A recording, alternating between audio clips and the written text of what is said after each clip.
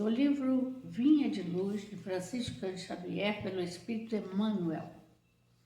Esperança. Porque tudo que dantes foi escrito para nosso ensino foi escrito, para que pela paciência e consolação das Escrituras tenhamos esperança. Paulo aos Romanos, capítulo 15, versículo 4.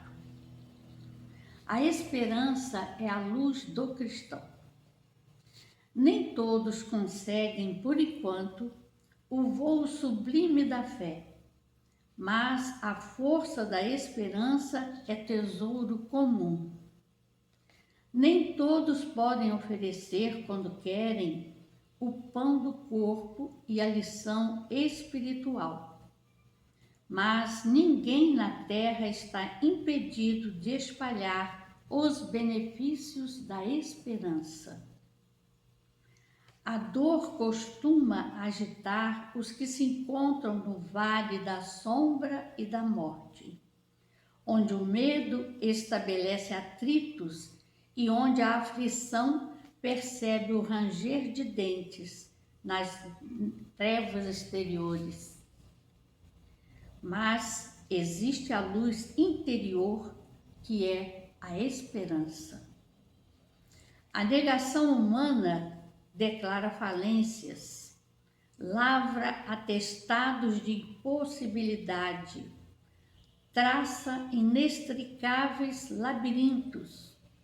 No entanto, a esperança vem de cima, à maneira do sol que ilumina do alto e alimenta as sementeiras novas, desperta propósitos diferentes, cria modificações redentoras e descerra visões mais altas. A noite espera o dia, a flor o fruto, o verme o porvir. O homem, ainda mesmo que se mergulhe na descrença ou na dúvida, na lágrima ou na dilaceração, será socorrido por Deus com a indicação do futuro. Jesus, na condição de mestre divino, sabe que os aprendizes nem sempre poderão acertar inteiramente, que os erros são próprios da escola evolutiva e, por isto mesmo, a esperança é um dos cânticos sublimes do seu evangelho de amor. Imensas têm sido até hoje as nossas quedas, mas a confiança do Cristo é sempre maior. Não nos percamos em lamentações. Todo momento é instante de ouvir aquele que pronunciou o vinde a mim. Levantemo-nos e prossigamos, convictos de que o Senhor nos ofereceu a luz da esperança, a fim de acendermos em nós mesmos a luz da santificação espiritual. Boa noite a todos. Que a paz do Mestre Jesus nos envolva nossas mentes, envolva aí os nossos sentimentos, as nossas emoções, para que a gente possa fazer hoje algumas reflexões em torno dos seus ensinamentos, hoje revividos e redivivos pela doutrina espírita. E a gente escolheu para fazer a página de abertura o primeiro capítulo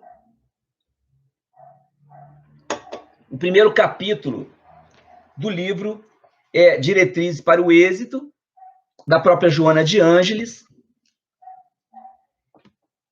e é a página que nós vamos fazer, é a página que a gente vai estar fazendo reflexões, fazendo as necessárias conexões da página com as obras de Kardec, com as contribuições de outros espíritos, completistas, ao longo desse 1 século e meio de doutrina espírita na Terra.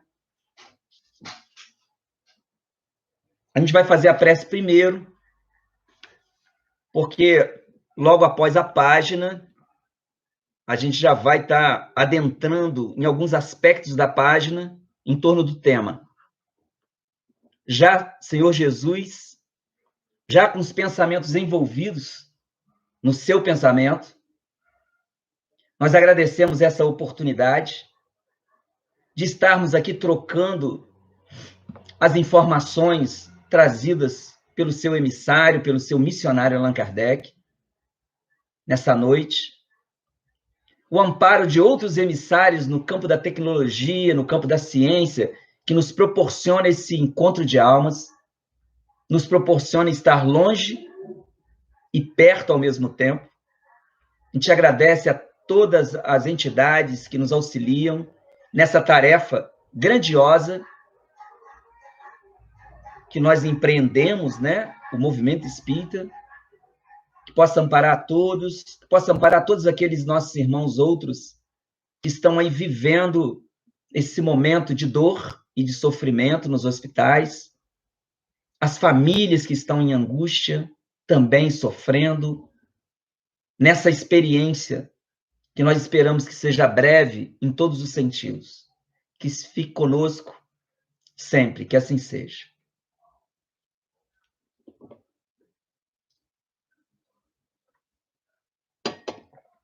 O texto que vai nos servir de norte é a Pedagogia de Jesus. Vai servir de norte para o tema. Convivência, um tesouro a descobrir. E nós vamos abrir a nossa exposição com esse primeiro capítulo. É lógico que nós não vamos ler o capítulo todo, né? Nós vamos fazer uma reflexão aqui com o início do capítulo. Vamos parar aqui onde ela começa a traçar outros aspectos da obra. Ela diz assim, a Pedagogia de Jesus. Renovam-se periodicamente no mundo os métodos pedagógicos, em razão da conquista do conhecimento nas suas diferentes áreas. Nos últimos anos, a valiosa contribuição da psicologia infantil abriu espaço para mais profundo e claro entendimento em torno das possibilidades de aprendizagem da criança, ensejando novas técnicas para a educação. Merece em especial destaque o relatório Jacques Delors, encomendado pela Unesco, e, posteriormente, a proposta do eminente educador francês André Morin, através dos expressivos 4 pilares da educação para o século XXI. Estruturada a sua técnica no autoconhecimento do aprendiz e nas lições que lhe fazem ministradas, são propostos os programas em forma de pilares, a saber, 2 pontos. Aprender a conhecer, aprender a fazer, aprender a conviver e aprender a ser. Agora a Joana comenta isto. Em uma análise cuidadosa, descobre-se que esses valores encontram-se na pedagogia de Jesus, porquanto a sua preocupação constante era a autoiluminação daqueles que o buscavam. A sua mensagem, incessantemente fundamentada no conhecimento que liberta e conduz, retirando o ser da ignorância, descortinando-lhe os horizontes infinitos do progresso espiritual que lhe está destinado.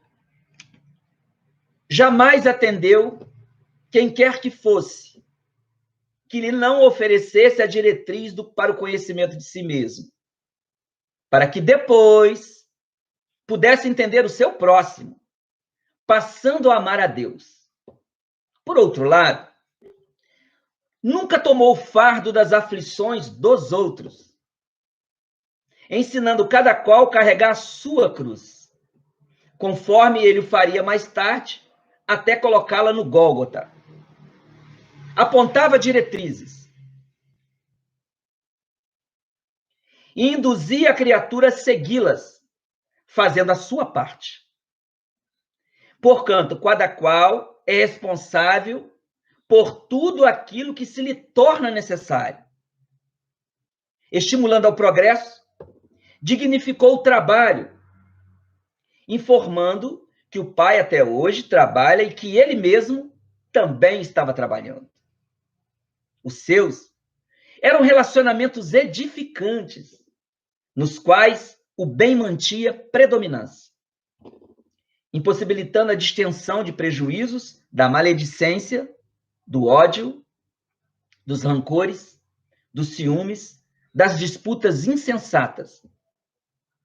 Com ele, a convivência é aprendida, mediante o resultado do exercício da tolerância, que leva à fraternidade, do auxílio recíproco, dignificador da espécie humana. Jamais abriu espaço para a ociosidade, sugerindo que o reino dos céus fosse conquistado a esforço, iniciando-se o seu labor na busca interna, superando os impedimentos apresentados pelas paixões dissolventes. Nunca deixou de valorizar a realidade espiritual de si mesmo, induzindo seus discípulos e todos os aprendizes a descobrirem a realidade de que eram constituídos. Afirmou taxativo: eu sou a luz do mundo.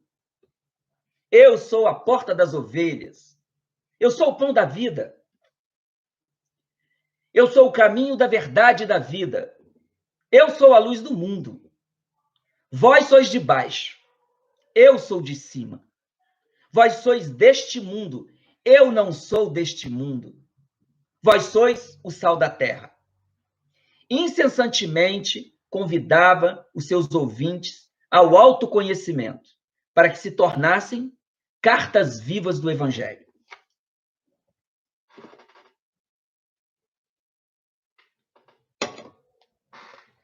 O tema, para quem estiver chegando, convivência, um tesouro a descobrir. Se nós formos procurar, digitar lá no Google, nós vamos encontrar uma série de pesquisadores da área de educação, terapeutas, psicólogos, trazendo a sua ótica, a sua visão sobre a convivência. Pesquisadores, psicólogos, estes que nós, espíritas, também estudamos, né? Porque nós aproveitamos tudo que é bom no planeta. E a nossa ótica, qual é a ótica espírita sobre a pesquisa e sobre a ciência? São emissários do Cristo, que estão na Terra. É lógico que nós temos o direito de fazer uma peneira, temos o direito de ter os nossos critérios próprios, de escolher, né? Nós temos a liberdade de escolha, né? Mas aqui a contribuição desse tema é a contribuição da doutrina espírita. O que é que a doutrina espírita fala da convivência, né? Podemos citar aqui um outro pesquisador, mas aqui nós ficamos presos aqui em algumas obras. A gente usou 3 obras básicas, né? Estamos aqui com Céu e Inferno, só para, à medida que a gente for, nós vamos falar o livro mais. O Céu e o Inferno, o Evangelho e o Livro dos Espíritos, falando de convivência. O Boa Nova, Humberto de Campos, nos falando de convivência. O livro que nós estamos estudando, estamos utilizando como base, que é Diretriz para o Êxito, Joana de Ângeles, e Primícias do Reino, do Espírito Amélia Rodrigues. Então, a gente está aqui. 1, 2, 3, 4, 5, 6, 7. A Pedra e o Joio, que é o último livro, que é a contribuição do Herculano Pires. Então, a nossa ótica de convivência. Qual ótica? A ótica espírita. A primeira coisa desse texto é a curiosidade do espírito Joana de Ângeles, numa outra dimensão de vida, citar 2 pesquisadores humanos encarnados, né? Olha que bacana isso, né? A primeira curiosidade aqui. A Joana, ela cita, nós tivemos oportunidade, eu não vou lembrar o ano, né? nós tivemos a oportunidade de acessar o relatório Jacques Delors, encomendado pela Unesco, no mês espírita. Não vou lembrar a data.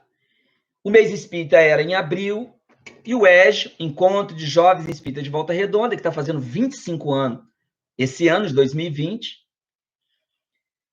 nós acordamos entre nós, entre a equipe, que nós deveríamos utilizar, aquele ano não teve escolha de tema, nós resolvemos escolher, ou melhor, optar pelo tema do mês espírita daquele abril, que era Educação, um tesouro a descobrir, que citava tanto o André Morin quanto o relatório Jacques Delors, que serviu de base para o EJO daquele ano. Então, nós resolvemos, olha, o mês espírita é em abril. Quem abriu o mês espírita? Alguém da área de educação. Foi muito feliz o 36º seu à época, quando convidou o Álvaro Crispino para abrir aquele tema, a temática, né? Educação, tesouro a descobrir, os 4 pilares da educação, que também fora o tema do EJO naquele ano.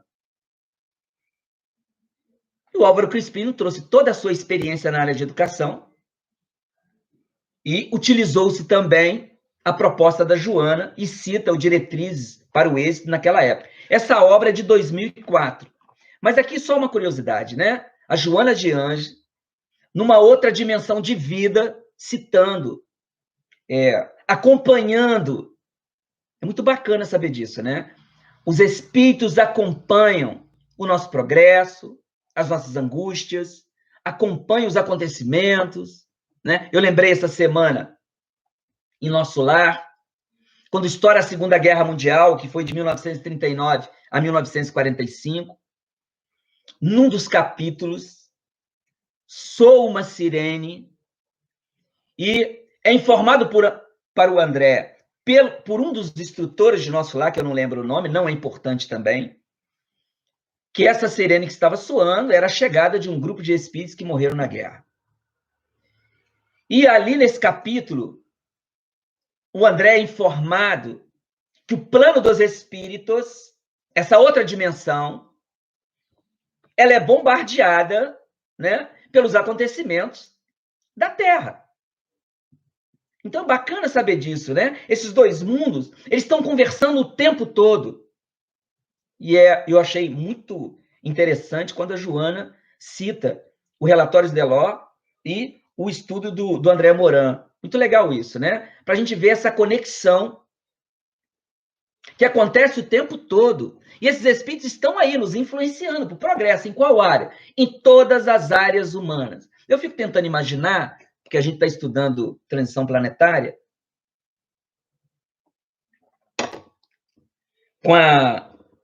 o Eduardo Lira está me corrigindo aqui. Aqui no livro está escrito, só se foi uma correção, né? Edgar Morin.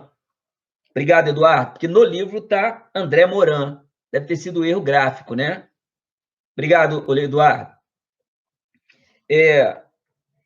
A gente lembra, eu fico tentando, como a gente está estudando transição planetária, com um grupo da Comerge, a gente fica tentando imaginar nesse momento de pandemia, e eu não quero falar de pandemia hoje, já falei na primeira live, né? Já tem tanta gente falando por aí de pandemia, mas a quantidade, ainda não foi abordado esse aspecto, né? A quantidade de cientistas no plano espiritual, o Transição Planetária traz essa ótica para nós, naquele acontecimento da tsunami na Indonésia. Aí a gente fica imaginando nesse momento a quantidade de cientistas do outro lado da vida inspirando os nossos cientistas em todo o mundo na busca de uma vacina. Muito bacana isso, né? Muito bacana, porque Allan Kardec, numa das suas obras, numa das revistas espíritas, lembra para nós que na invenção do pneu, né, o pneumático, ele tem um sonho, né? Ele tem um sonho com pneumático, né? E passa-se um tempo, começa a aparecer os primeiros pneus, né? Os pneus de borracha que nós conhecemos. A espiritualidade está aí, né? A espiritualidade estudada do lado de lá, os pesquisadores do lado de lá, auxiliando os pesquisadores do lado de cá. Muito bacana, né? Mas vamos aqui começar a explorar esse texto da Joana. Olha o que ela fala. Primeiro, ela fala para nós, ela fala um monte de coisa, mas para aqui, para o nosso tema. Em uma análise cuidadosa, quando a Joana faz uma referência de análise cuidadosa, ela está falando, olha, pesquisa. Quando se pesquisa, porque não é ler. Pesquisar e ler são duas coisas muito diferentes, né? Quando se pesquisa, uma análise cuidadosa, descobre que esses valores, na pedagogia de Jesus, por conta da sua preocupação constante, era a autoiluminação daqueles que o buscavam. Muito bem. E ainda ela reforça isso, ó. E a sua mensagem é incessantemente fundamentada no conhecimento que liberta e conduz. E aí, mais à frente, ela fala uma coisa aqui muito bacana. Ó. Jamais atendeu quem quer que ele fosse que não oferecesse a diretriz do conhecimento de si mesmo, para que depois pudesse entender o seu próximo. Passando a amar a Deus. A Joana traça para nós uma trajetória, marcando ou sinalizando a importância do conhecimento de si mesmo. Ó, jamais atendeu a quem quer que fosse que não lhe oferecesse a diretriz do conhecimento de si mesmo. Para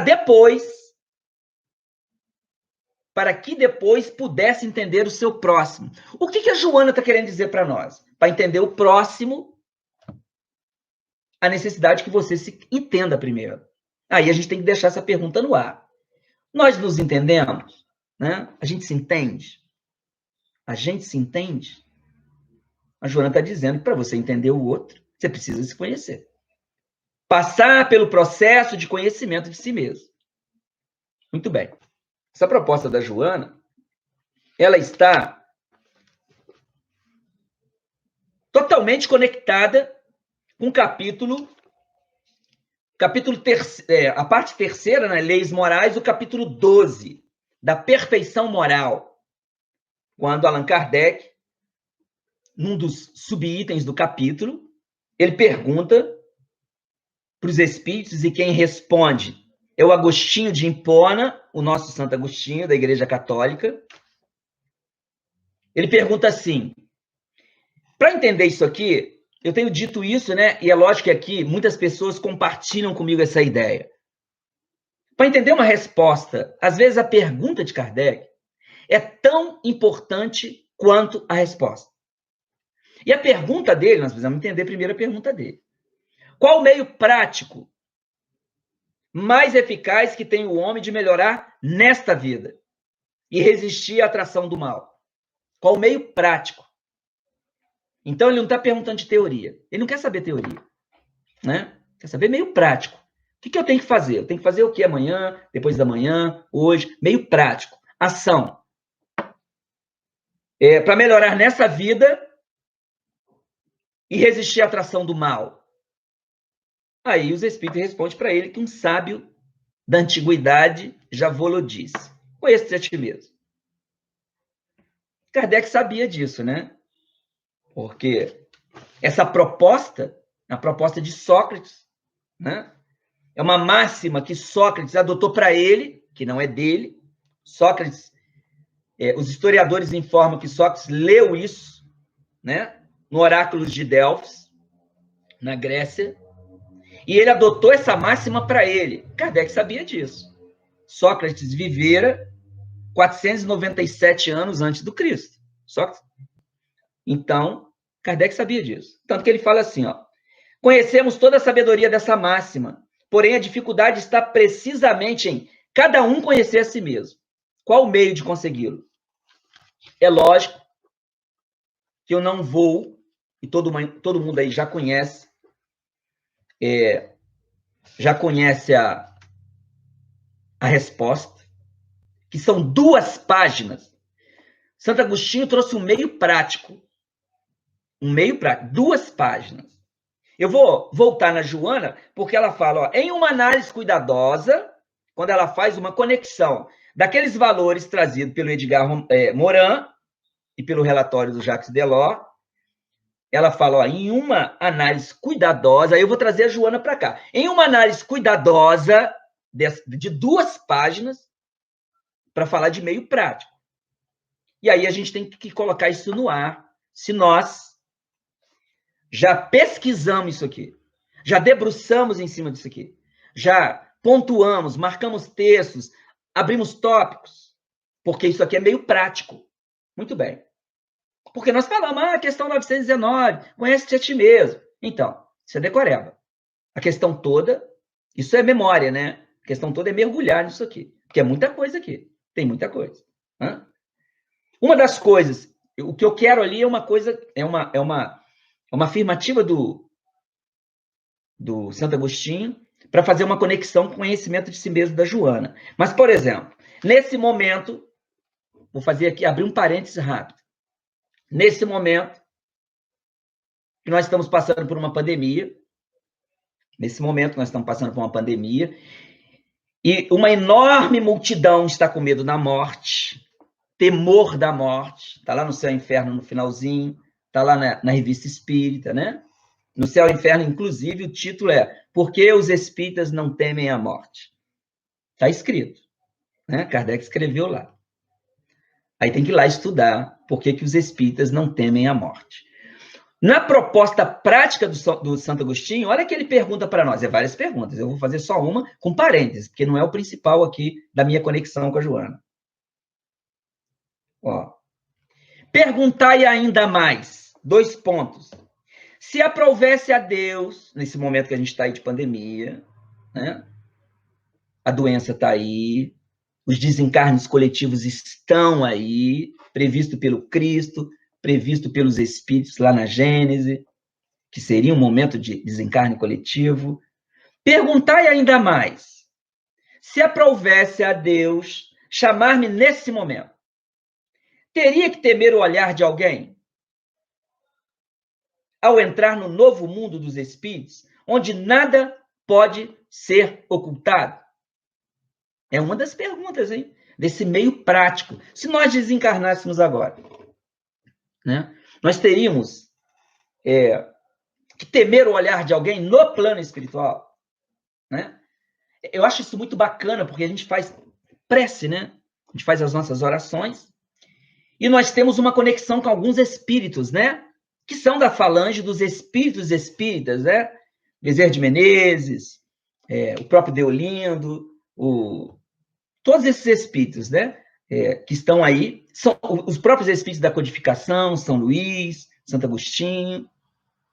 E aí, quando o Santo Agostinho faz essa pergunta, a gente fica pensando assim, como que eu me apresentaria no plano espiritual agora, diante do Bezerra? Como que eu me apresentaria? Eu teria alguma coisa para me envergonhar? Eu ficaria com vergonha de alguma coisa em mim? Mas vamos voltar para Joana. Então, nessa proposta, era só um parênteses, nessa proposta do Santo Agostinho, ele diz para nós que o conhecimento de si mesmo está lá no meio do texto, né? Está no meio do texto. O conhecimento de si mesmo, portanto, é a chave do progresso individual. O conhecimento de si mesmo, portanto, é a chave do progresso espiritual. E a Joana diz aqui, ó, jamais atendeu Jesus, jamais atendeu quem quer que fosse, que não lhe oferecesse a diretriz para o conhecimento de si mesmo, para que depois pudesse entender o seu próximo. Gente, nós estamos falando de convivência. Um tesouro a descobrir. Por que um tesouro a descobrir? Porque nós ainda não abrimos, né, esse baú. Não abrimos ainda esse baú, ainda não descobrimos. Nós estamos buscando descobrir, né? Desculpem aqueles que estão nos ouvindo e que já conseguiram abrir o baú, né? E já se conhece. E já levou esse conhecimento de si mesmo na vida de relação. Que bacana. Que bom. Algumas pessoas conseguem, né? E depois pudesse entender o seu próximo passando a amar a Deus. Ó, lá no Boa Nova, como é que é essa coisa de conhecimento de si mesmo, né? Como é que é isso? Como é que é isso? Como é que é essa coisa do conhecimento de si mesmo, para você entender o outro e para conviver melhor com o outro?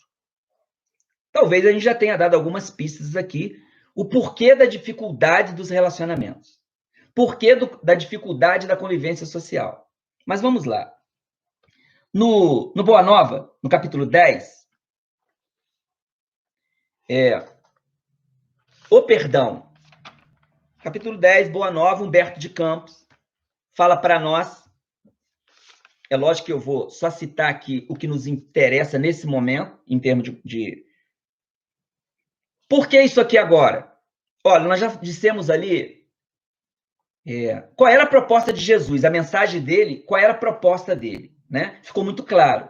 Ele não deixava passar uma oportunidade de levar ao interlocutor o conhecimento de si mesmo. Porque aí vem mais tarde, a partir de 1857, o Santo Agostinho dizer para nós que o conhecimento de si mesmo é a chave do progresso individual. E como a doutrina espírita tem uma proposta de reviver os ensinos do Cristo, olha a conexão Santo Agostinho e Jesus. Muito bem. Todos os encontros do Mestre Jesus, todos, se a gente abrir o Evangelho aleatoriamente, não o Evangelho segundo o Espiritismo, estou me referindo às origens evangélicas, os 4 evangelhos do Novo Testamento, né? A gente abrir ali aleatoriamente, todos os encontros de Jesus, todos, sem exceção, né? Entre os discípulos, com outros personagens daqueles 3 anos de apostolado, de amor, todos os encontros de Jesus foram propostas de autoconhecimento. Eu não posso ficar citando muito por causa do meu tempo. Mas o encontro de Jesus com Maria de Magdala. Todo mundo lembra. Hã? Como é que foi esse encontro de Jesus com Maria de Magdala? Por que a Maria de Magdala chorou muito? Primícias do Reino e Boa Nova. Por que o choro dela? Né? Por que ela se derrama em choro? Né? E é lindo o encontro dos dois. Né? Jesus apresenta para ela, sinaliza para ela questões da intimidade dela, que ela precisava resolver, já que ela buscava o amor, e eu falei que não ia entrar na Maria de Magdala, já estou entrando e não quero, porque eu adoro a Maria de Magdala, eu adoro esse texto, e eu não posso me empolgar, mas ele sinaliza para ela, é só para materializar, tá? Ele sinaliza para ela quais eram as dificuldades dela, né? Aí todo mundo que já estudou a Boa Nova, todo mundo que conhece a Maria de Magdala, sabe das dificuldades dela. Que área específica da vida dela, que não era uma área só, mas uma área específica. Jesus, com as conversas de Pedro, aquele Pedro irracível, aquele Pedro impulsivo, as conversas dele com Pedro, Pedro, tu me ama? Né? Todas as conversas de Jesus com Pedro levava Pedro ao autoconhecimento. Né? Pedro, ó, antes que o galo cante 3 vezes, essa sua promessa aí não vai funcionar, não. Porque ele conhecia Pedro, Pedro não se conhecia. Quando Jesus pergunta para o Pedro 3 vezes, tu me amas? Tu me amas? E Pedro achando que Jesus não sabia. Lógico que Jesus sabia. Qual era o grau de amor que ele tinha pelo mestre? Sabia o grau. Nós não sabemos. Jesus sabia. A proposta de Jesus para Pedro é que ele se autoconhecesse, para ele não ter dúvida nenhuma em relação a isso. Então, todos os encontros de Jesus, e aí nós trazemos esses encontros de Jesus para cá. Né? Para a nossa relação com Jesus. E a gente precisa responder para nós. Né? O processo de autoconhecimento é pessoal. Nós precisamos de responder para nós como está o relacionamento com o mestre. Né? Então, como é que está esse relacionamento com Jesus? Está teórico? Já está na fase prática? Como é que essas conversas que nós temos com ele? Né? Porque Jesus sabe quando a gente está muito formal para falar com ele. Senhor! Sabe? Quando a gente está muito formal. Fala, estranho, ele mais não fala assim no dia a dia com ninguém. Agora está fazendo uma prece aqui para mim e resolveu mudar a voz. Senhor, por favor, Jesus nos conhece, né? Ele sabe qual é o nosso tom de voz. Ele sabe das nossas emoções. Ele sabe dos nossos sentimentos. Então, como é que está o relacionamento? Está um relacionamento formal ou nós abrimos o coração para ele e diz, olha, estou sentindo isso aqui e está muito ruim. Me ajuda aí. Né? Ou está ficando formalizado. Quase institucionalizado esse relacionamento com Cristo e, consequentemente, com Deus. Nós estamos falando de convivência, e aí eu coloquei aqui a convivência com Jesus. A convivência com Deus. Beleza? No capítulo 10, quando inicia as peregrinações de Jesus, o Humberto de Campos fala isso para nós. E quando Jesus começa a pregar as primícias do reino, a boa nova, naturalmente, ele recebeu na grande Palestina, começa em Nazaré, ele recebeu aqueles indivíduos que pretendiam conspirar ou achar que ele era um conspirador. Era natural, era uma ideia nova. Aí Humberto de Campos diz que houve uma discussão, a não aceitabilidade da proposta dele, porque a proposta de Jesus rivalizava com a proposta de Moisés. Paulo sofre isso mais tarde, né? Mais tarde o Paulo sofre isso, está lá em Paulo e Estevão, no capítulo 7, as epístolas, quando Paulo quase que desiste, chora, e a segunda aparição de Jesus para ele, a primeira na estrada de Damasco, a segunda numa das igrejas, né? Quando ele quase que desiste, pelo mesmo motivo, o mesmo caminho. Vai divulgar a boa nova e há rivalidade entre o Paulo e uns sacerdotes judeus, que acreditam que Paulo está colocando Jesus à frente de Moisés. E aqui acontece a mesma coisa. Aí nós vamos ver, o Filipe e o Pedro ficaram como nós ficaríamos, né? Ficaram meio tenso e o Filipe fala assim, ó, mestre, o Pedro, mestre, chamaram-vos servo de Satanás e reagimos prontamente. Diz o Pedro com sinceridade ingênua. E o Filipe, observávamos que por vós mesmo nunca oporias a contradita. O Humberto de Campos comenta assim, ajuntando Felipe convicto de haver prestado excelente serviço ao mestre bem-amado. E por isso revidamos aos ataques com a maior força de nossas pressões. Jesus, ouvindo isso, espera, e aí ele dá uma resposta de uma página. Mas eu só vou ler a primeira frase, que ele diz assim, em termos de convivência. Acaso poderemos colher uvas nos espinheiros? Pedro afoito, Filipe afoito, porque as pessoas falavam mal de Jesus, falavam que ele era um conspirador, falavam que ele tinha pacto com Satanás. Jesus só pede para que ele só pergunta isso. Uma pergunta longa, mas a primeira pergunta é, acaso poderemos colher uvas nos espinheiros? Aí ele continua, ó. O Filipe não ficou muito satisfeito e faz uma série de questionamentos. E um dos questionamentos que está ecoando até nós, ele fala assim, ó, Senhor, vossos esclarecimentos são indiscutíveis.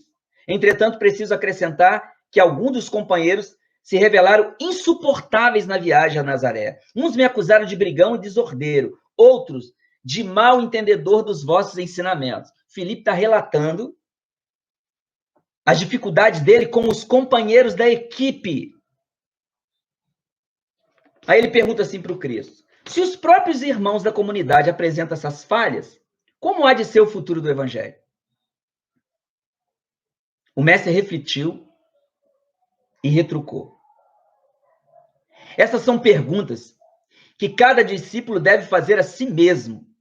Então, Jesus, a pergunta do Filipe se os próprios irmãos, essa pergunta é para cá, hein, gente, para a nossa época, século 21, das comunidades apresentam essas falhas, como há de ser o futuro do Evangelho? É isso que o Filipe quer saber. Aí Jesus responde para ele. Essas são perguntas que cada discípulo deve fazer a si mesmo. Trouxe para cá. Mas, com respeito à comunidade, ele vai responder pela comunidade, não pela individualidade. Felipe, com respeito à comunidade, pelo que me compete esclarecer, cumpre-me perguntar-te se já edificaste o reino de Deus no íntimo do teu espírito.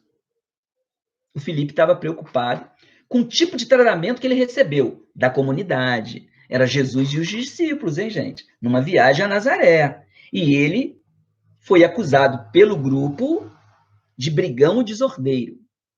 E ele achou isso estranho. Pô, dentro do próprio discipulado, achou isso estranho. E aí Jesus, estou tentando fazer essa conexão aqui com o que a Joana falou aqui, ó. Conhecer a si mesmo para entender o outro. Aí Jesus pergunta para ele, ó, já edificaste o reino de Deus no íntimo do teu espírito? Jesus está falando para Felipe a mesma coisa que a Joana está falando aqui, né? A mesma coisa. Conhecimento de si mesmo para você conhecer o outro. Você já edificou o reino de Deus em você? Para você entender a comunidade. Para você entender o outro. Para entender o outro, você precisa se conhecer. Edificar o reino de Deus em você. Muito bem. Aí ele responde, é verdade que ainda não.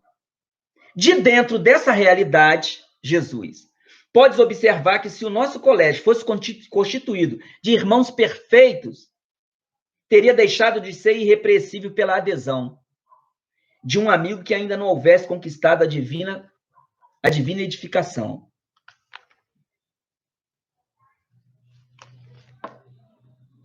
Podes observar que se o nosso colégio fosse constituído de irmãos perfeitos, gente, nós falamos, a partir da questão 625, nós falamos que Jesus é o nosso modelo e guia. É quase um mantra no movimento espírita, se você perguntar, né?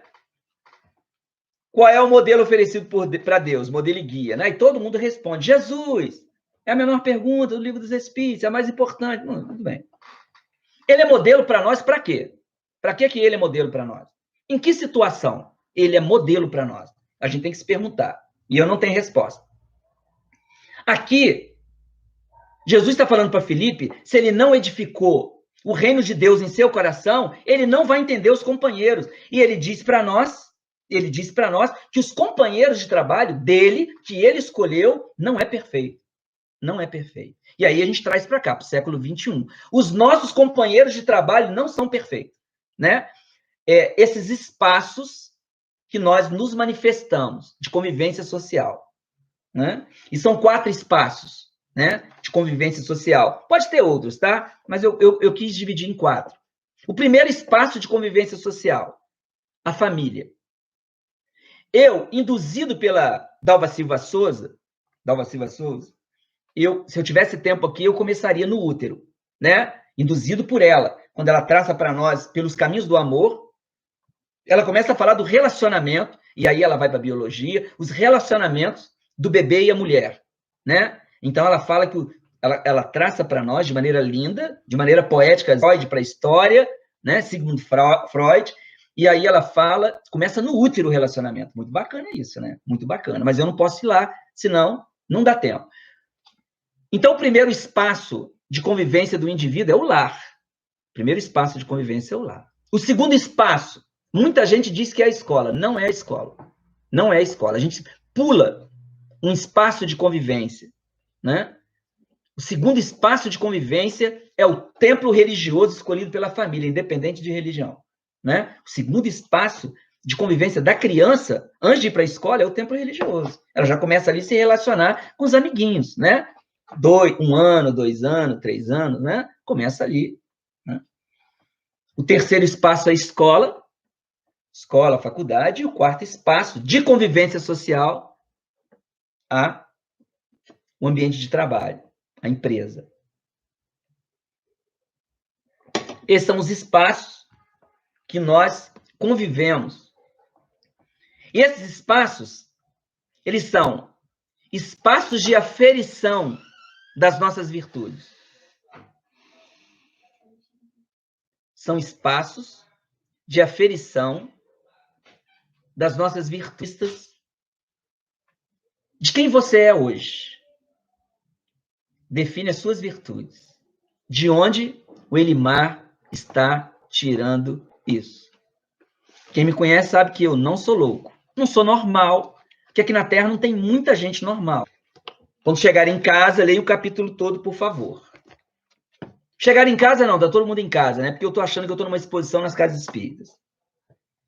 No capítulo 3º do Céu e Inferno, no item 8, o capítulo é O Céu, né? 3º capítulo do Céu e Inferno. No item 8, Kardec diz assim: a encarnação é necessária ao duplo progresso moral e intelectual do espírito. Isso aqui é básico para nós. É um princípio básico para nós espíritas. Nós sabemos que nós estamos aqui num franco progresso moral e intelectual. Quando planejamos vir para a Terra,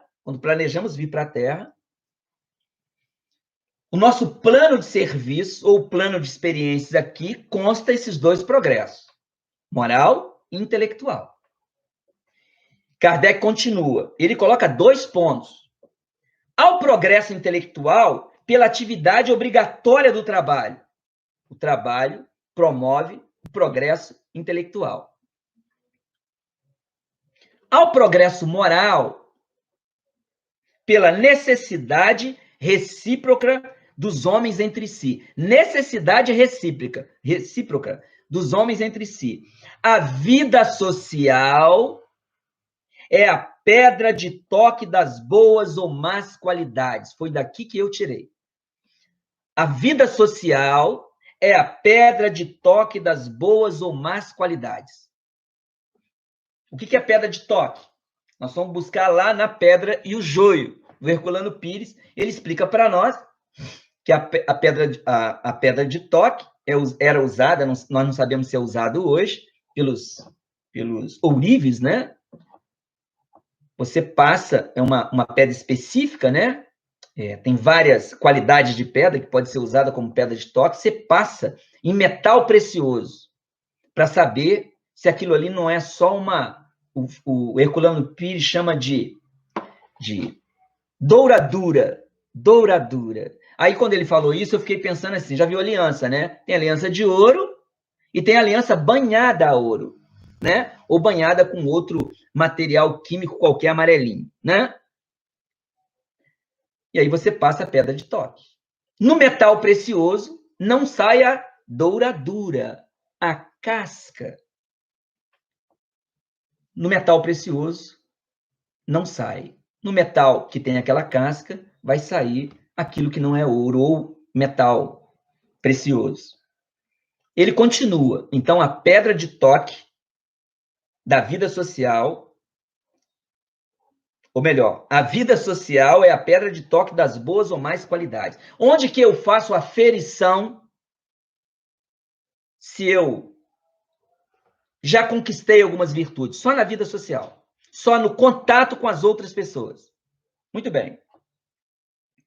A bondade, olha só que bacana isso aqui. A bondade, a maldade, a doçura, a violência, a benevolência, a caridade, o egoísmo, a avareza, o orgulho, a humildade, a sinceridade, a franqueza, a lealdade, a má-fé, a hipocrisia. Em uma palavra, tudo que constitui o homem de bem ou perverso tem por móvel, por alvo e por estímulo as relações do homem com seus semelhantes. Tudo isso que ele citou, os vícios e as virtudes, tem por alvo, constitui o homem de bem, o perverso, por alvo e por estímulo as relações do homem com seus semelhantes. Para o homem que vivesse insulado, não haveria vícios nem virtudes. Quem vive insulado nem tem vício nem virtude. Preservando-se do mal pelo insulamento, o bem de si mesmo se anularia. Então, quem se afasta não faz bem nenhum, anula o bem. É um bem nulo, né? Muito bem.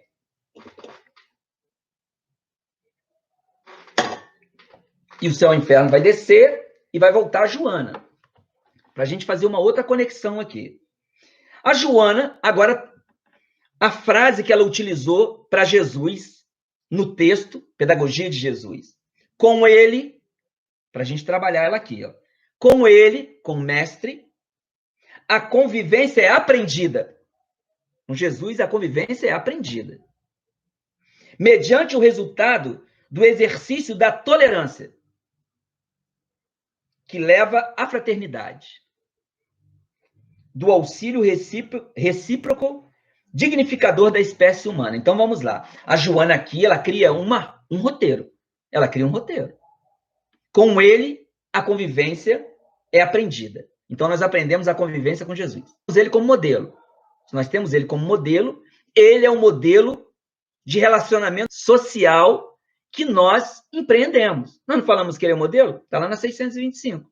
Então, o modelo de relacionamento social que nós temos é Jesus. Ele precisa estar inserido nesse modelo. Como que você convive socialmente? Como Cristo? É aprendida mediante o resultado do exercício da tolerância. É um roteiro, hein? Convivência, exercício da tolerância que leva à fraternidade. Estudando aqui, eu pensei, ao contrário, não tem como. Ao contrário, não tem como. Não existe alguém fraterno que não tenha tolerância. Fraternidade sem tolerância não existe. Por isso que a Joana criou um roteiro. Primeiro, a convivência. Aprendida com ele. Não é uma. Por isso que eu falei no início que a nossa proposta aqui é a convivência sob a ótica espírita. Né? E a ótica espírita tem como modelo Jesus de convivência. Daqui a pouco nós vamos falar o que é isso exatamente. Por quê? É aprendida mediante o resultado do exercício da tolerância. Exercício, convivência baseada no modelo e guia da humanidade, Jesus.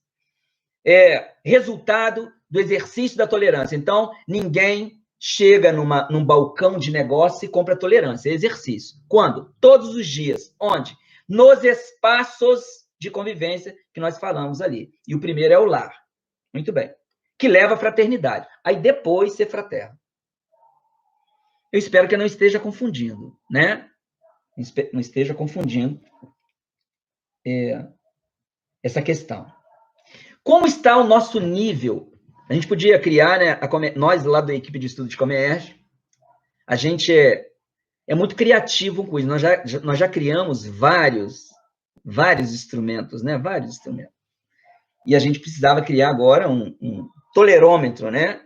Para a gente medir o nosso nível de tolerância. Só medindo o nosso nível de tolerância que nós sabemos se nós somos fraternos ou não. Ou, se passar a pedra de toque em nós, vai ver que a nossa tolerância é uma douradura, que Joana de Ângeles chama de máscara, quando ela fala de mimetismo, né? Ela faz uma comparação do indivíduo que se mostra, isso é da biologia, o mimetismo, aqueles animais que mudam de cor, né? Ela fala mimetismo espiritual. Se mostra em cada lugar de uma maneira. Isso é duradoura, né? Não é um metal precioso. E o André Luiz chama de verniz social. Verniz social é quando a gente se apresenta de maneira fraterna por interesse. Nesses espaços. O Santo Agostinho diz para nós, na 919, que é para a gente ouvir aqueles que não simpatizam conosco, para nós nos autoconhecermos, né? Como nós temos várias obras que dizem da reunião daqueles espíritos que antipatizam no mesmo lar, e a grande maioria, não é a minoria, os espíritos dizem que é a maioria, né? A maioria dos lares são formados por espíritos que precisam de ajuste no campo da emoção, no campo do sentimento, no campo da amizade, no campo do afeto. A maioria, né? E aí a gente precisa ouvir primeiro esse primeiro espaço aí. E não é um espaço que nós gostamos muito de ouvir. Nós achamos que é implicância. Mas eles acertam bastante. Por que Jesus é o nosso modelo? Modelo de convivência social. Se a gente pudesse falar assim, pesquisa aí nos 4 evangelhos, nos escritos dos 4 evangelistas. João, Mateus, Lucas e Marcos. Pesquisa aí. Quem Jesus não aceitou durante a trajetória de 3 anos de apostolado de amor, segundo Emmanuel? Quem ele não aceitou? Teve alguém, alguma comunidade que ele não aceitou? É lógico que nós não vamos encontrar isso.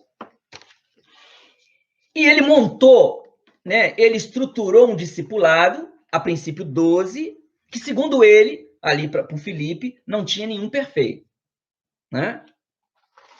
E a gente gostaria de lembrar nesse momento, trabalhando o exercício da tolerância, que nós só temos um modelo. É o único modelo. O único Espírito perfeito que passou pela Terra. Essa lembrança é de suma importância quando nós nos aventuramos na convivência social. Quando nós aventuramos na convivência, essa referência é de suma importância. Só um Espírito puro passou pela Terra. E ele diz no Evangelho que ele nem é daqui. Nós que somos daqui, somos, segundo a espiritualidade, companheiros de jornada evolutiva. Nós só temos um modelo. Por mais que nas nossas construções culturais e religiosas, ao longo dos milênios, nós tenhamos seguido homens e mulheres. Mas isso é construção cultural e religiosa ao longo dos milênios. A doutrina espírita ela é muito clara sobre isso. Nós não seguimos homens. Nós só seguimos um modelo. Os espíritos não apresentaram para nós dois modelos. Um único modelo. Mas fulano de tal. Um modelo.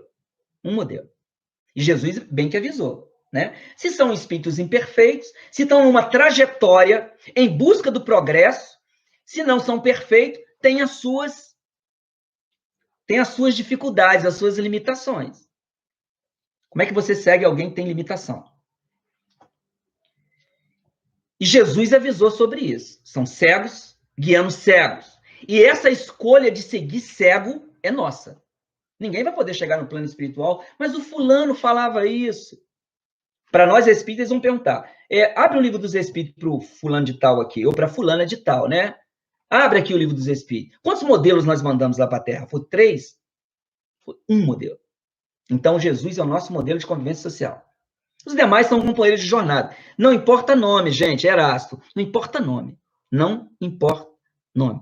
Né? Amigos nossos, irmãos nossos que estão na carne, estão sujeitos ao erro. Segundo os Espíritos, no livro dos Espíritos, passíveis de errar. Quem? Todos nós que estamos na carne. Todos nós, sem exceção. E nós precisamos falar dessa maneira, porque essa coisa da idolatria está aqui dentro de nós. Ela está aqui dentro de nós. Nós idolatramos homens e mulheres. Idolatramos médiums, idolatramos diretoria de casa espírita, idolatramos expositores. Por que isso? Isso é mal, Elimar? Não, isso é a nossa realidade. E aí, nós, como a doutrina espírita é eminentemente educativa, nós precisamos de corrigir esse desvio de valores que nós ganhamos ao longo dos milênios. Porque em todos os demais segmentos religiosos, na nossa história milenar, nós seguimos homens. Hoje, nós temos um modelo. E o modelo, ele criou um grupo de discípulos sem perfeição. Nenhum deles era perfeito. Aí eu fui buscar uma passagem, uma única passagem, para a gente materializar isso aqui.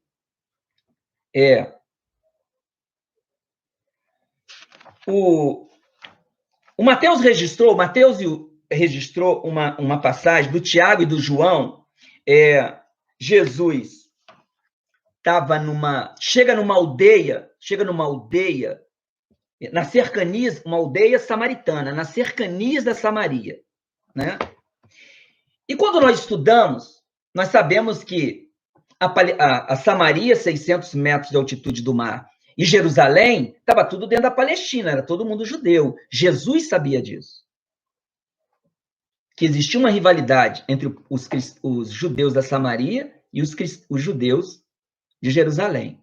Essa rivalidade, segundo Amélia Rodrigues, data de 907 anos antes do Cristo, quando um sacerdote de Sião edificou um templo na Samaria, lá no Monte Garizim. Para quê? Para adorar a Deus lá. Ali, 907 antes de Jesus, antes do Cristo, começaram judeus samaritanos e judeus de Jerusalém rivalizar porque adoravam em templos diferentes. Jesus sabia disso. Tanto que aquela conversa, aquele diálogo, que é um dos diálogos mais lindos do Evangelho, que é Jesus e a mulher da Samaria. Algumas traduções, Jesus e a mulher samaritana, um dos diálogos mais lindos, porque ele pode ser usado em vários temas. Um deles é o aspecto da tolerância religiosa, um deles, mas eu vou usar aqui hoje, estou falando aqui hoje sobre o aspecto da tolerância, né? Da tolerância, né? Jesus sabia dessa rivalidade, são 2000 anos. Só para vocês pensarem. Na convivência social, nós resolvemos em 2000 anos o dilema, que é um dilema íntimo, o dilema da tolerância religiosa, 2000 anos, que ele falou para a samaritana. Chegará um tempo que Deus não vai ser adorado nem aqui no Monte Garizim, nem no Templo de Jerusalém.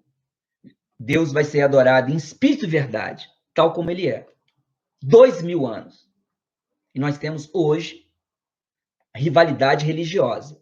Não é lá na Palestina, não, no Brasil, né? Diferenças religiosas que levam à agressão física. Brasil, século 21. Muito bem. No grupo ali que ele escolheu, tem uma passagem do Mateus que registra o João e Tiago chegando nessa aldeia samaritana, nas cercanias ali da Samaria. E eles não foram bem recebidos. Eles não queriam Jesus lá. Não queriam. Não queriam ouvir as pregações dele. Não queriam. E aí? O João pergunta assim: Senhor, queres que digamos que desça fogo do céu e os consuma? O nosso João. João Evangelista. Senhor, queres que digamos que desça fogo do céu e os consuma?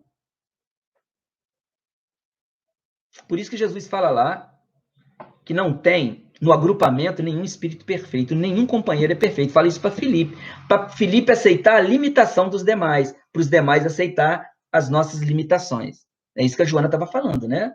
Tendo o aspecto aqui da convivência, que é um tesouro a descobrir, porque a gente precisa pensar. Nós aceitamos as limitações do outro? Para o outro aceitar nossas limitações. Só façais aos outros aquilo que gostaria que vos fizesse. Se eu não aceito a limitação do outro, e o outro tem limitação, só que você também tem limitação no campo moral, né? Ou nós somos anjos, né? E deve ter gente que acha que é anjo, né? Aí a Amélia Rodrigues comenta assim sobre essa fala do João. A invigilância arma os desatentos, quando o homem se deve desarmar. Paciência é a mestra do bruto, que o transforma, enquanto a compreensão faz o instrumento para que a compaixão perdoe. O samaritano expulsaram-no dali, e ele, que sempre os tomou como modelo, e foi talvez o seu único amigo na história dos tempos, porque os judeus de Jerusalém odiavam, consideravam os judeus da Samaria como herege. Allan Kardec coloca isso na introdução, Notícias Históricas, coloca lá o porquê da rivalidade também, acrescenta aquilo que a Amélia coloca numa das suas obras. E como é que tem sido nós, para a gente terminar, como tem sido a nossa aferição sobre tolerância? Eu vou trazer um caso pessoal, para a gente terminar. Eu não queria nem ir para fora, para o exterior, né? Vamos falar de família mesmo. Porque dentro desses 4 espaços, no tempo que eu tenho aqui, só de família, né? Eu já sabia que ia ser só família. Em 2018, eu vou deixar mais pergunta do que resposta. Eu vou contar algo e vou deixar umas perguntas. Em 2018, como que está a tolerância nossa? Como está a nossa tolerância em relação aos nossos pais? Né? Como que nós olhamos para o nosso pai e mãe? De que maneira que nós olhamos? Né? Nos momentos de irritabilidade, e nós precisamos assumir que existe um momento de irritabilidade, processo de autoconhecimento, é você identificar aquilo que precisa corrigir. Reforma íntima é muito depois, né? E a gente confunde isso no movimento espírita, né? Ah, você está fazendo a reforma íntima? Tô. Já fez autodescobrimento? Não. Então não está fazendo a reforma íntima, né? Quando você convida o pedreiro ou o arquiteto para fazer uma reforma na tua casa, ela vai lá e vai identificar o que é que precisa fazer. Esse é o autodescobrimento, a gente materializar o que é o autodescobrimento. Quando ela chega lá e diz, ó, vou fazer um rebaixamento de teto, eu vou trocar o piso, que esse piso está feio, né? Precisa de um piso melhor, vamos modificar aquela escada que foi feita de maneira muito curta, aí ela vai identificando aquilo que você pediu. Falou, quero que dê uma olhada lá e faz uma planta melhor, ok? Quando é que vai começar a reforma íntima? Quando trouxer os pedreiros, né? Quando começar a reforma íntima é isso, né? Então, o processo de reforma íntima só inicia se tiver autoconhecimento. Se não tem autoconhecimento, não tem reforma íntima. Aí a gente retorna aqui numa outra encarnação, e a proposta não é essa, porque quando a gente abre lá 167, né? Quando nós abrimos a 167 do Livro dos Espíritos, né? Nós estamos aqui para progredir. Nós estamos aqui para progredir. 167 é 132 e 167. São as duas questões que nos remete à questão do objetivo da reencarnação. Qual o fim objetivado pela reencarnação? Expiação, melhoramento progressivo da humanidade. Sem isso, onde a justiça? Então, nós todos estamos aqui para progredir. A proposta é que nós saímos melhor do que nós chegamos, né? E isso vai depender de duas coisas, esforço e vontade. Mas, 2018, estou dirigindo na Dutra, indo para Barra Mansa, e a Lara estava comigo, a minha filha, né? A Lara tinha uns 15 anos. E ela estava com uma música no celular. Uma música até, não sei porquê, me desagradou naquele momento, porque eu sou muito eclético para música, né? Fui descobrindo isso, inclusive, com ela. Né? Sempre fui eclético, e hoje, com ela, acho que eu sou mais eclético, né? Que ela descobre algumas coisas muito boas, né? Nessas propostas aí não comerciais de música, né? Muita coisa escondida aí na internet hoje, coisa muito boa. E aí ela estava com o celular, aí eu falei assim para ela, Lara, pô, precisa ouvir essa música, dirigindo na Dutra, pô, tem que ser essa música. Aí ela falou assim para mim, pai, eu tô com dor, eu tô com muita cólica, essa música me acalma. Eu aprendi muito naquele 2018, naquele momento que ela falou isso, né? Porque a proposta de Jesus de convivência social não é uma proposta de imposição. Jesus nunca impôs nada. Nunca impôs nada. Nunca. Nós falamos agora mesmo que quando ele chega nessa cidade, que eles vão sair, ele diz assim para eles, olha, bata os calçados, tira toda a poeira e deixa aí. Deixa aí.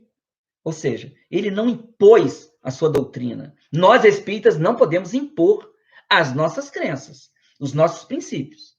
A gente só oferece para quem quer. Kardec deixa isso muito claro em 1862, na Viagem Espírita. A doutrina diz assim, é ele falando, eu estou aqui. Quem quer? Então, ele não impôs. E o quanto que a gente, na convivência social, quanto que a gente impõe as nossas ideias, o nosso gosto musical. Naquele dia eu entendi, a dor dela, naquele momento, era aliviada pelo tipo de música que ela gosta. E nós, nesse espaço familiar, a gente precisa começar a olhar as pessoas que convivem conosco como espíritos imortais, porque nós ficamos falando isso. Nós falamos que nós somos espíritos imortais. Qual é a história da minha filha? Eu não tenho ela na mão, o histórico dela, musical, de qual foi as últimas encarnações dela, em qual parte dos quadrantes da Terra, qual continente que ela estava, que gosto que ela tem, né? E eu vou impor, ali eu aprendi, olha, o que alivia a dor dela não é o que alivia a minha dor em termos musicais. Eu não posso impor, porque Jesus é meu modelo. Eu não sou modelo, não, hein? Estou dando um exemplo pessoal, porque foi o que eu lembrei aqui agora para não expor ninguém. Eu tenho um monte de exemplo, de amigos que convivem conosco, mas aqui eu posso me expor, né? Com a música, ela estava ouvindo um hip hop, e eu gosto. As músicas que ela ouve, eu também ouço, né? Quantos pais querem impor o gosto musical aos filhos? Quantos? Educação musical é uma coisa. Levar música boa para os teus filhos é uma coisa. Impor gosto musical? Eu tenho pensado que quem impõe gosto musical aos filhos só vai ter uma coisa: frustração. Frustração. A Lara me falou há uns anos atrás, fulano, fulano, fulano ouve funk lá na escola, no celular. E a mãe tem horror a esse ritmo musical. Então, é outro meio social, são outros companheiros, e o indivíduo traz na sua diversidade, e a gente precisa respeitar isso, porque Jesus respeitava isso no convívio social, né? Uma multiplicidade de caracteres. E a música é uma delas. A música é uma delas. Você pode educar seu filho sob o ponto de vista da música? Pode. Mas esperar que ele vai ter o mesmo gosto musical que você é muita pretensão, né? E é não respeitar o outro que convive. Eu estou dando um exemplo pequeno, hein?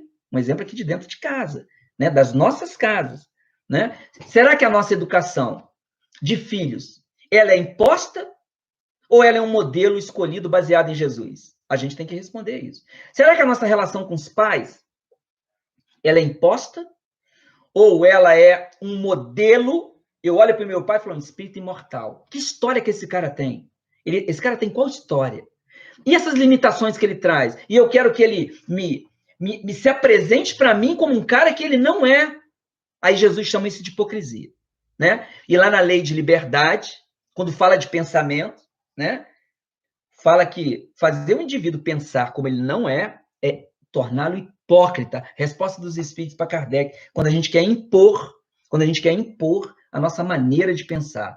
A minha mãe, qual é a... Né, cada um aí lembrando da sua mãe. A minha mãe, de onde que ela veio? Qual é a cultura dela ao longo dos milênios? O que ela gosta? Quais são as limitações dela? Tem coisa que eu falo que talvez ela não entenda?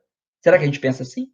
Nos nossos relacionamentos conjugais, nos nossos relacionamentos de amizade. Gente, quantas amizades desfeitas porque nós moldamos um tipo de amigo e queremos que esse amigo seja aquele modelinho.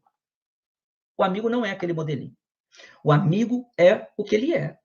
E Jesus como modelo, levar Jesus para os relacionamentos de amizade, é aceitar o amigo com os defeitos dele. Você pode até não querer conviver com o amigo dependendo do defeito dele. Isso é outra coisa. Agora, querer que você moldar ele, quantas amizades são desfeitas? Porque, você não pensa mais como eu nunca pensei como você. Nunca pensei. Gente, a doutrina espírita traz uma visão para nós maravilhosa. Nós somos seres ímpares, seres únicos no universo. Já pararam para pensar nisso? Não existem dois de nós em lugar nenhum do universo, conhecido e desconhecido. Somos seres... Como que nós vamos querer que alguém pense igual a gente? Né? Como que nós vamos querer que alguém pense... Ninguém pensa igual a nós. Nós temos linhas de raciocínio, né? Algumas teorias que são simpáticas, mas pensar igual? Qual é a minha história? Qual é a história de cada um que está aqui ouvindo aqui? Então, o nosso modelo de convivência social é lembrar do Cristo. Ele conviveu com quem? Com quem que ele conviveu? Ele conviveu. Ia na sinagoga, né? Ia na sinagoga, do grego lá, sinagogue, que não é um ambiente ecumênico, qualquer um poderia falar na sinagoga, qualquer doutor. O Paulo falou antes e depois na sinagoga, deram espaço para ele, né? Jesus conviveu na colônia de pescadores, né? Não fundou nenhum templo, em 3 anos não fundou nenhum templo, preferia a praia, a colônia dos pescadores, conviveu com o publicano, mesmo que no grupo imperfeito dele, como o nosso grupo é imperfeito, mesmo que o grupo imperfeito dele tenha questionado a ida dele na casa de Zaqueu, a conversa dele com Nicodemos, né? A conversa dele até com a mulher da Samaria, olha, ele venceu, lógico, ele traz esse modelo de vencer os preconceitos da sua época. Ele traz isso para nós, né? Vencer os preconceitos, as convenções e os preconceitos da época. Nós precisamos vencer as convenções sociais e os preconceitos da nossa época, porque ele é modelo. Ele é modelo. Conversou um dia à noite com uma mulher, uma meretriz, que os autores colocam ela meretriz, né? Se a gente quiser atualizar para os dias atuais, para que a nossa convivência, que nós nos permitamos, né? Porque ele se permitiu ter contato uma meretriz. Amélia do Rodrigues, Primícias do Reino, Humberto de Campos, Boa Nova. Ele se permitiu, né? Entender aquela criatura, Maria Madalena, da cidade de Magdala, ele se permitiu. Entender que ela buscava o amor, né? É lógico que nós não temos os olhos dele, mas ele, como modelo, falou: você tem que ouvir todas as criaturas, todas. Aquela sua amiga, garota de programa, ela é merecedora da sua presença, né? Você precisa ouvi-la. Você tem que entender por que esse espírito escolhe essa vida, e é uma escolha dela, é uma escolha dela. Tem um histórico que nós não temos à mão. Nós não... acabou a reencarnação dela. Eu não sei. A história é dela, ela não é minha história. Percebe? Então a gente fecha aí com essas considerações finais em torno de onde que Jesus circulou, com quem que ele andou, né? Ele não evitou ninguém, não evitou ninguém. Conversou com todas as pessoas, teve no seu discipulado de indivíduos com muita dificuldade. Está aí hoje de maneira muito rica, né? Tem o Ave Luz, que traz aquela quantidade enorme, né? Aquela enorme, né? De diálogos de Jesus com seus discípulos, de maneira muito rica. Os livros do Humberto, os livros da Amélia Rodrigues, mostrando que ele não se furtou da convivência social, levantando uma bandeira religiosa. Por quê? Porque Jesus tinha muito claro para ele, talvez nós não tenhamos ainda, mas aí, como é um processo de educação, nós precisamos pensar. Jesus tinha muito claro para ele que Deus não dividia os homens em segmentos religiosos. Que Jesus nos ampare. Eu agradeço aí esse grupo todo que está aí. A gente espera ter levado aqui alguma reflexão, né? Espera ter aí tocado corações, porque a nossa proposta é essa, né? A nossa proposta a proposta espírita não é uma proposta só de informação. A nossa proposta espírita é uma proposta de tocar corações, né? As pessoas precisam se sensibilizar. Kardec deixa isso muito claro, né? É modo de sentir. Está lá no Evangelho. Nós precisamos sentir. Sentir o Evangelho, aferir, sim, aferir o nosso comportamento através do conhecimento, e tem essa trajetória, né? Precisamos aferir, porque daqui a pouco nós somos chamados a prestar conta para a nossa consciência. E esse daqui a pouco é daqui a pouco mesmo. Que Jesus nos ampare.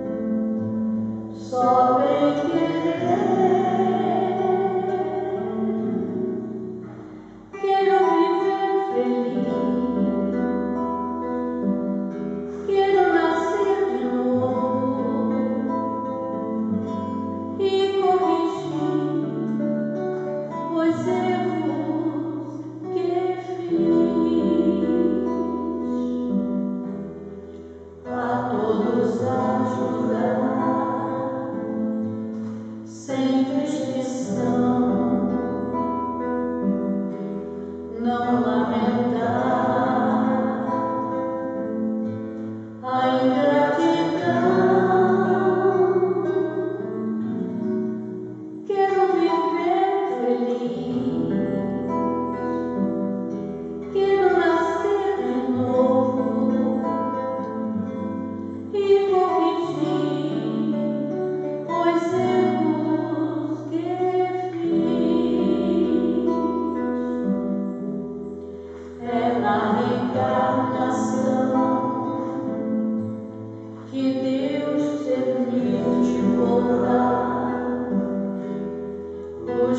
amarão e os que se devem